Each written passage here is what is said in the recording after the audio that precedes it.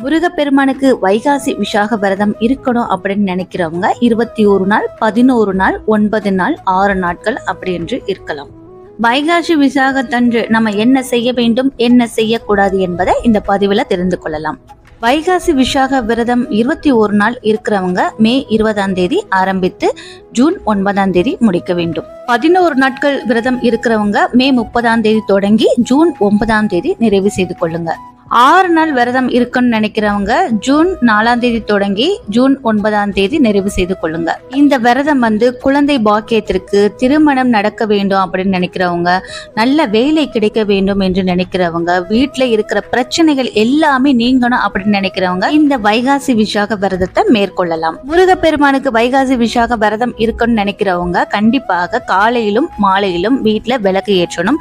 2 வேளை நெய்வேத்தியம் வைக்க முடியலன்னா பரவாயில்ல, ஒரு வேளையாவது நெய்வேத்தியம் வைத்து வழிபாடு செய்யுங்க.